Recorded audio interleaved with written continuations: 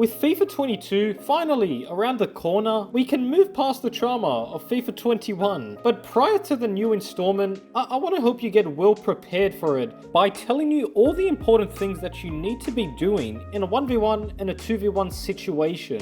So I'm going to get into the most important tips and strategies that'll help give you an advantage over the opposition. Let's talk 1v1s first, and the first tip that I want to make, it's just to calm down. I've seen so many people turn into Casper the Friendly Ghost when a player's through on goal. So calm down, don't spam your right stick, and don't run around with your left stick. Be in control of your player and hold your position. And that brings me to tip 2. You have 3 choices: either go and tighten the angle, or stay back and wait for the shot. And the last choice? It's to do both. Let's talk about how to go, how to do that first choice, the one that I often do. Now there's a structure to rushing out and being as proactive as possible, which will help you to save many of the 1v1s that you face. And the first thing that you need to be looking out for is that it is a clear 1v1, because if your defenders are able to catch up, it's best not to rush out. The second crucial thing to look out for is where the opposition actually is. Now when the opposition is around about that line on your penalty box, that's when you slightly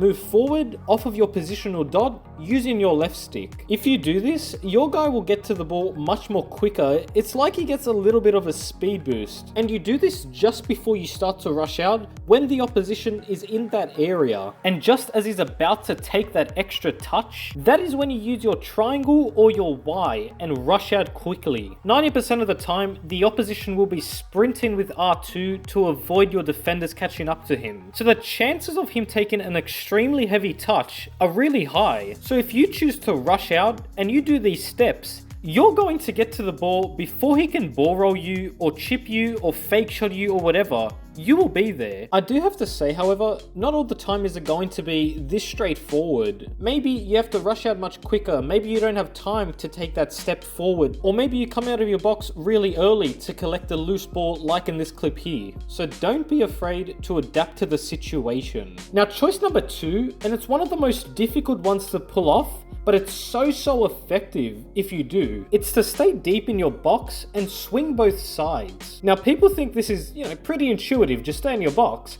Believe me, it's so much harder than you really think. Same situation, the opponent is approaching your box and is just about to enter it. What I love to do, it's to bait going left and then go right, or vice versa. So you're holding your L1 or LB, you're in the right starting position as he approaches, but then you use your left stick to manually go left or right. Just make sure that you do this when he's hovering around your penalty box line. You don't want to be doing it when he's too close, otherwise you won't have time to save the shot. For example, in this clip, I've taken a big step to the right, and as a result, I've put him off. He thinks that I'm diving to the right, he thinks that I'm way out of position, and he's ready to shoot knee post. And that's when, using my left stick, I swing back to my starting position, and then I go to the left. And as I'm swinging back to the left using my left stick, the aim is that he shoots then and there. Because if he does this, and then you use your right stick obviously to dive to the left as well, I'm telling you, you're going to save the shot 100% of the time if you do it properly though. I've done it a lot this FIFA, and it's so effective. Now choice number 3, and this is where I'm going to bring in 2v1s as well as 1v1s. Because if you're faced with 2 opposition people running at you, this is the most effective way to save it. But you can most definitely do it if it's a 1v1 as well. And it's to sprint forward and rush back as soon as possible. If you rush out way too far and then you're stuck standing there, you're going to get chipped. Whereas if you don't rush out as well as you should, it's not going to be effective at all in a 2v1. Let's go back to the start.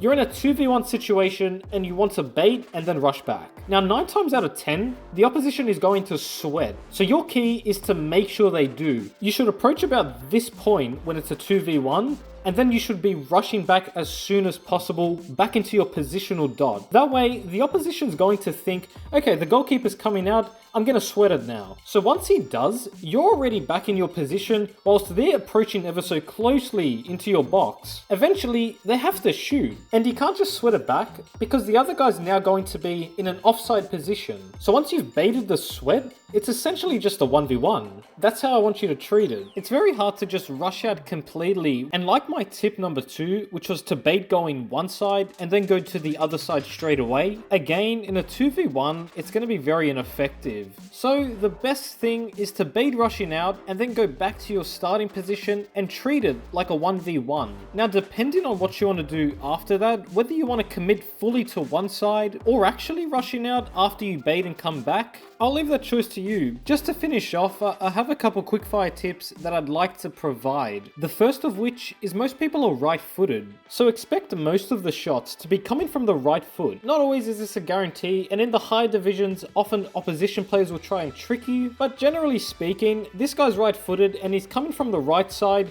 so it's likely that he's going to shoot far post. Now, I'm not saying this is the rule that every opposition player follows. Often they use their weak foot, but it's just a good little tip into the mind of an opposition player. Also, you get used to playing with players in a particular division. So if you're in Div 1, for example, you get used to the way that people in Div 1 shoot. And that's always a good thing, because you're one step ahead of them. Second quickfire tip is just to use your instinct. If you implement what I say in this video, it's going to take a little while at first, and you might be a little bit slow, but over time, it'll just happen instantly where you're automatically making these decisions and you're getting them right. Last point, and if you make a mistake, don't blame your save assistance and don't blame your build, but watch back those goal replays, watch to see what you did wrong, and just go again. More experience is always better. But yeah, I will be doing a lot more goalkeeping videos prior to FIFA 22 to help you be fully prepared when the new game comes out, and I can't wait.